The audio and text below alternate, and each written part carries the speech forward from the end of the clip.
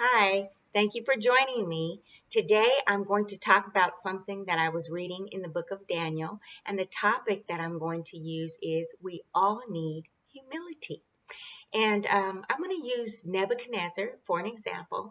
And he was not necessarily a godly king, although God used him. He actually exiled the children of Israel from their land to Babylon.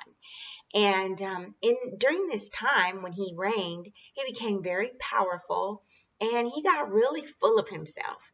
And like I said, he didn't really know God, but as he had interaction with the Israelites, God began to reveal himself to Nebuchadnezzar. And the first example I want to talk about, which actually I mentioned yesterday, is he had a dream.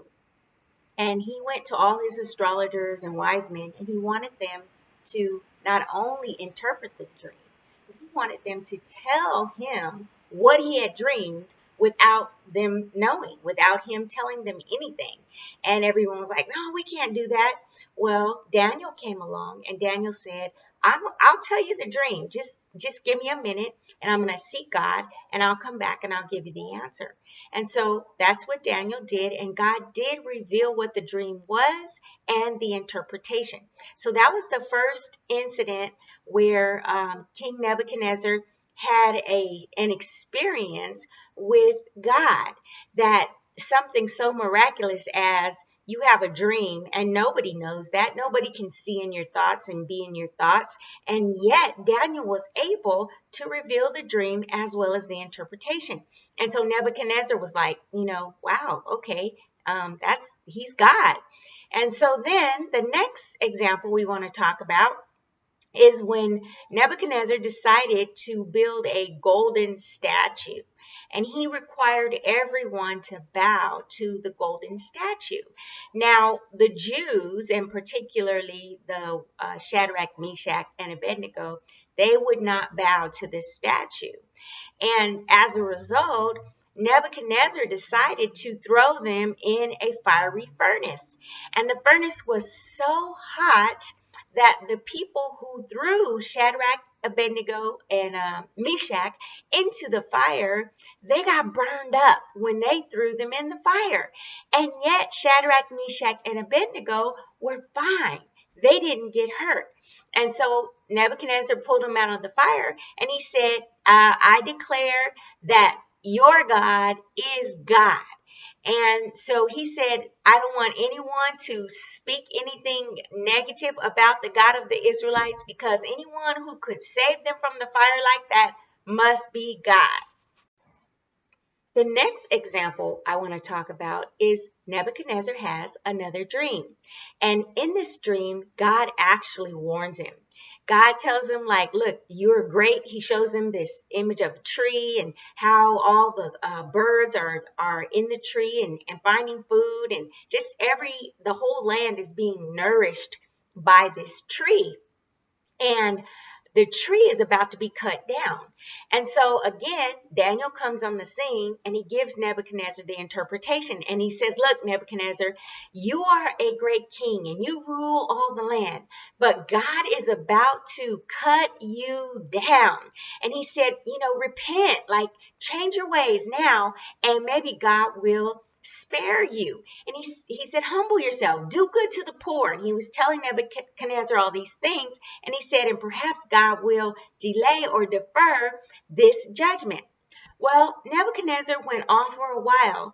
And then one day he was, just congratulating himself or boasting in himself. And he was walking and just talking about, look at this great kingdom I have built. And when he said that, boom, God came in and took his whole mentality. And Nebuchadnezzar lost the kingdom temporarily. And they said he was like a beast in the field, like eating grass. And it was all because he would not acknowledge that it was God who had elevated him. He took all the credit and all the glory to himself. He had conquered different people, and I guess he had riches and just all kinds of entertainment available to him. He just had everything at his fingertips. And yet he wanted to take the glory for himself. And God is like, look, I gave you all these things. I did all these things for you. And when he had the dream, God told him, he said, you need to acknowledge that I could give these things to anyone. I could raise up anyone and make them powerful and strong and wealthy and wise. And so you need to appreciate that I've allowed this to happen to you. But Nebuchadnezzar didn't. He took the glory to himself. And how many of us, when God is the one who gives us all of our abilities, when we get successful, somehow we forget that we're just flesh. We forget that our breath could be snapped out like that. We forget that, our whole circumstance in life could be different, and that it's not in our power to elevate us, to make us strong or powerful or rich or wealthy or ugly or beautiful. It really is not within our power. Yes, there are some things we can do, but even the things that we can do come from God.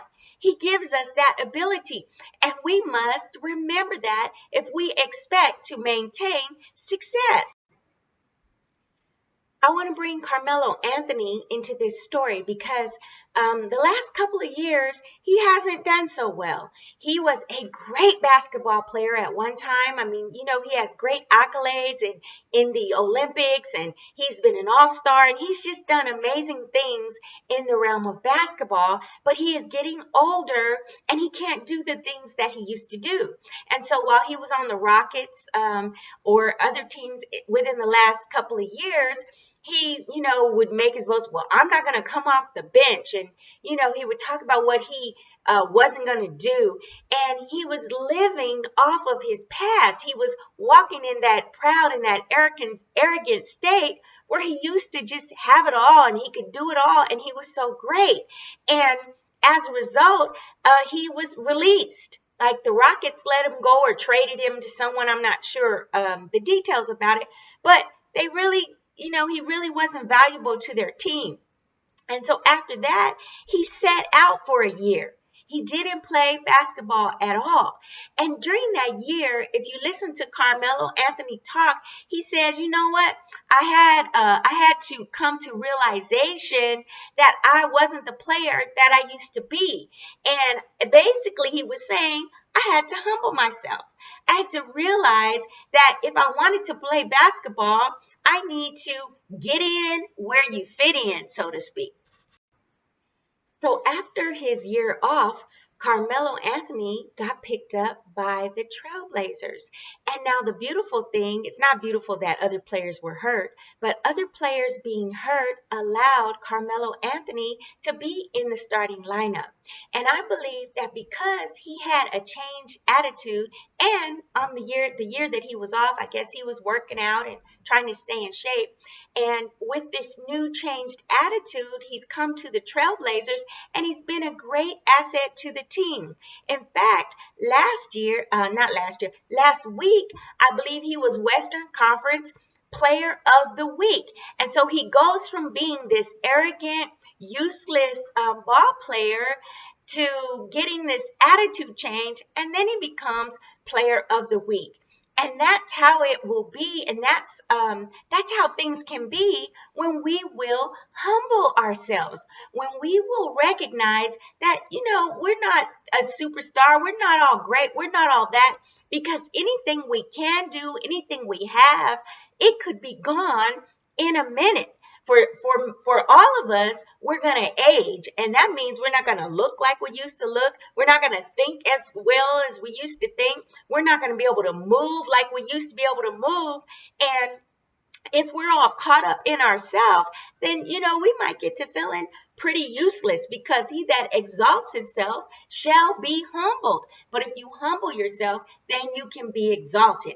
And that's what happened to Carmelo. He humbled himself. He had a change of attitude. And now look, he's back in a great position again, in a position of honor. And the same thing happened with the king that I started talking about, Nebuchadnezzar. He went into a state where he was like an animal and he was a beast. But after he learned that God is God and God is sovereign and he can put whoever he wants in charge, he can set people up, he can take people down, he can give power, he can take away power. Everything is in God's hands. And once Nebuchadnezzar realized that, God was able to put him back in position. And so I say to you, if you want to do anything great, make sure you remain in a state of humility, a state where you know that God is sovereign and he can put you up or he can take you down. And if when he puts you up, you'll be grateful and thankful and acknowledge him, then you'll be able to maintain a great level of success. So we want to thank you today for joining in. And I just want to close by saying we all need humility.